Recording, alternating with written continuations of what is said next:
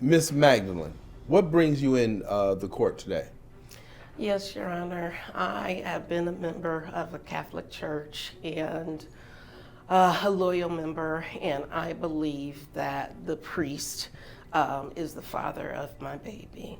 I had been a virgin saving myself for my fiance, but of course it didn't end up that way. So you're stating that you had relations with Father Doolittle. Yes, I am. Okay, so are you still a virgin, or was this immaculate conception? What? I'm trying to make sure I understand. Certainly, no. I've had a child. How could I be a virgin? That defies, the laws of Everything but your faith. Well, it happens. I'm human too, just like everyone else. I've been a faithful parishioner at this church, trying to serve the church for him and just to do the right thing for my child, no matter what has You were happened. trying to serve the church for who? Well, for the sake of the church. I've always been active in the church. I'm human. I messed up, but I do believe that he is the father of my child. How was your relationship with him before all of this? I mean, not with Jesus, but with Father Doolittle. Well, it was nice. I served, I volunteered a lot, and he was even friends with my fiance, but that relationship didn't continue after getting pregnant by Father Doolittle. So let me ask you this about your relationship with Father Doolittle. How did your bond grow, or how did you become friends, or how did you become lovers? Explain it to me. Well, a lot of times I would lead some of the events at the church, whether it were fundraisers or collecting toys for children or money for certain events.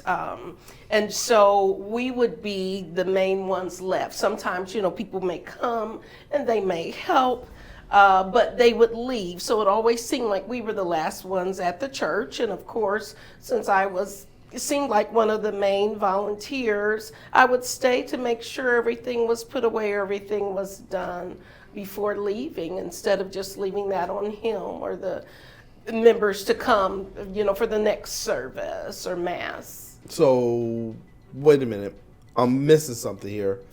You're saying that you all slept together, but you slept together in the church?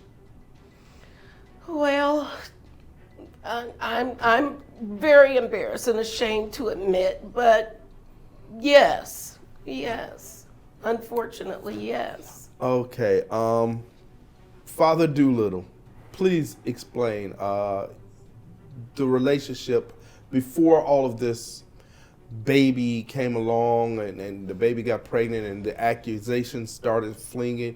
Please explain. What was your relationship like? Your Honor, first let me bless the lady for her transgressions. Usually what happens in the confession stays in confession, but I must confess to you that this woman has always been a promiscuous lady, and I always had a soft spot for her because her confessions were very heavy, and I wanted her to volunteer with me. I wanted her to be part of the community because she's such a lost soul. She talks about sexual dreams all the time, and I was just trying to help her get out of that sort of state of mind. And help her get out of that state of mind by doing what? I just wanted to show her positive things, positive ways to make an impact on the community without wanting to shake her booty online or talk about sexual promiscuity on a regular basis. In confession? In confession and also outside of confession, sir. Okay, so what you were just stating was the things that she said outside of confession.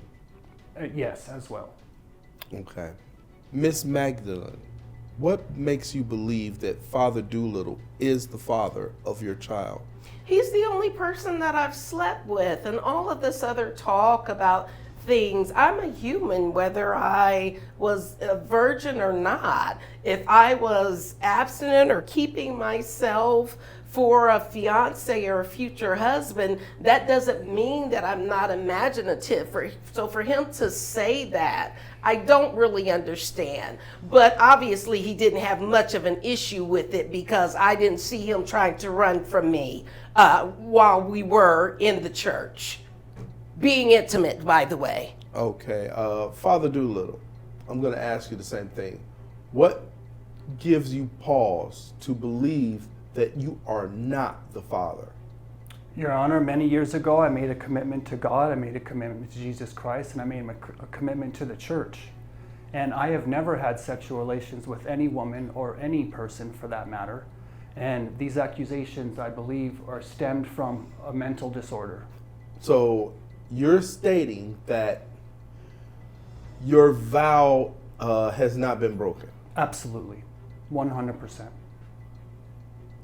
Miss Magdalene, your rebuttal on that? Yes, that is highly interesting. We've spent many late nights after volunteer events being intimate in the church. So you're saying to protect him, so we didn't take it outside of the church. Unfortunately, I fell for it. I'm human again. I was a woman who was just, sensitive, going through things in life. We all go through things in life. But again, he did not run away, and the things that he's saying, shaking my booty and all that, no, I didn't. I may have talked where I was an adult, whether I was waiting or trying to save myself or not.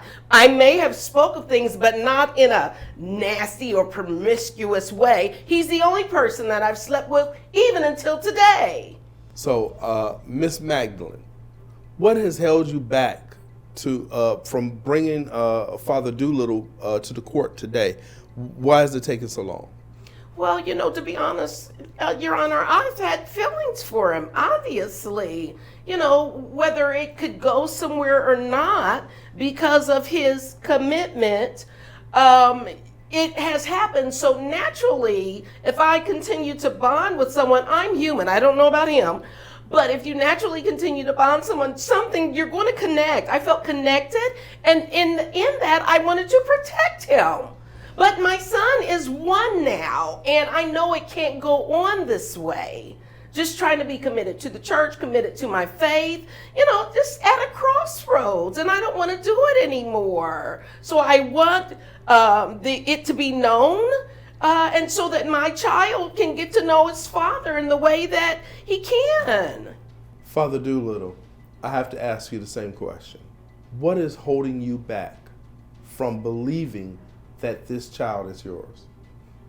As God is my witness, what's holding me back is I've never had sexual relations with that woman or any other woman ever in my life.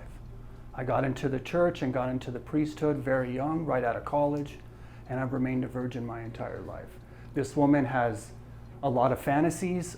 She's known as the church Jezebel because of the way she runs her mouth about sexual content, constantly making sexual jokes that are off-putting and making the rest of the church feel completely uncomfortable with her promiscuous sensualities. Wow. So the question to you, Miss Magdalene, is who pushed you forward to come here to the court today? Who gave you the idea to come here and bring Father Doolittle here? Actually, Your Honor, it was the church. But they did not know that I was speaking that the father of my child is Father Doolittle.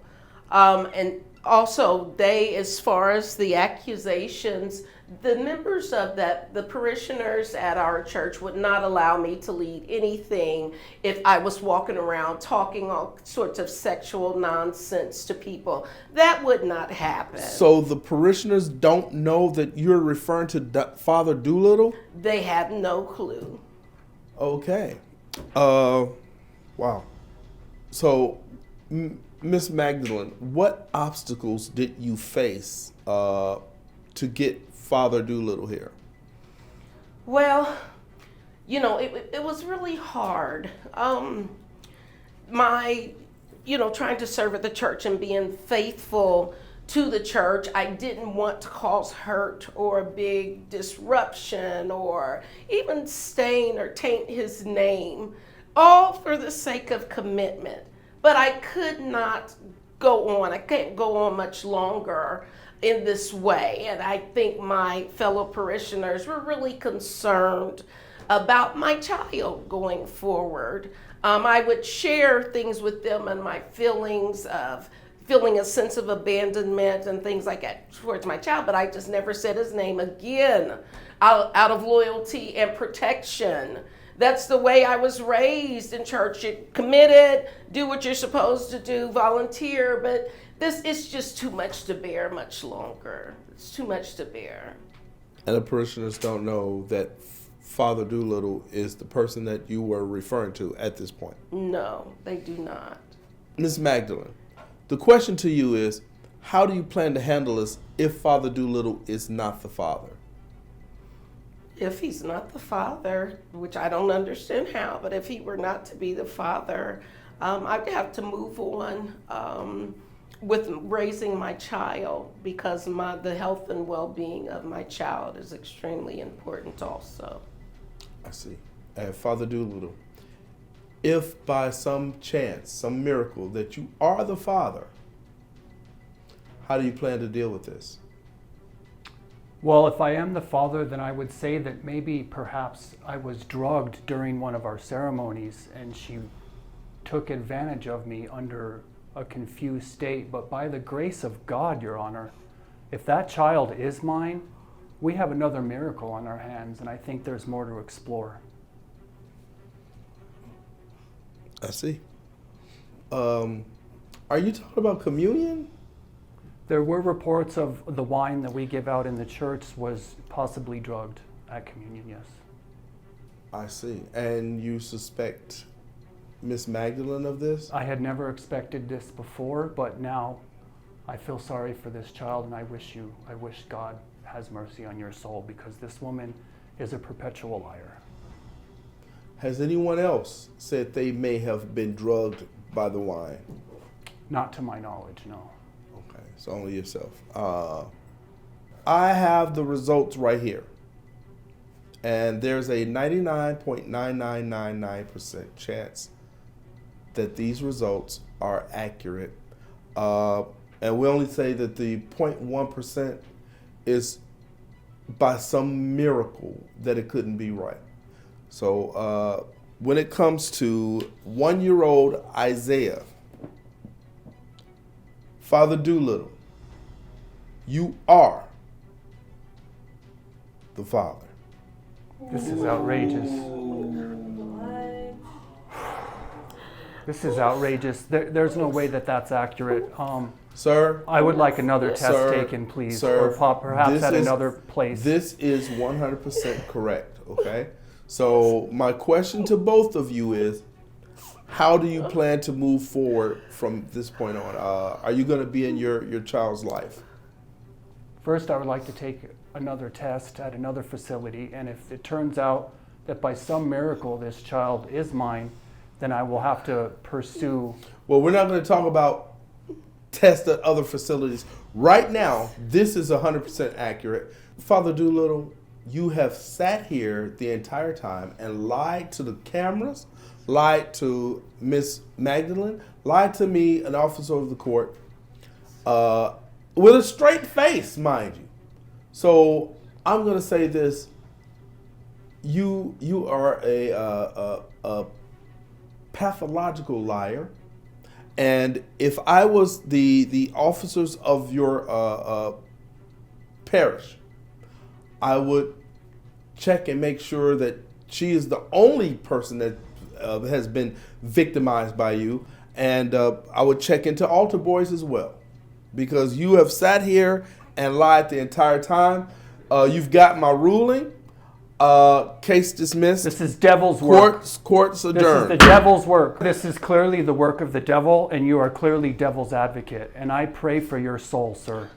I pray that your false documentations and your false accusations are forgiven by Lord Jesus Christ, and I really will be praying for you when I leave this court today. God bless you.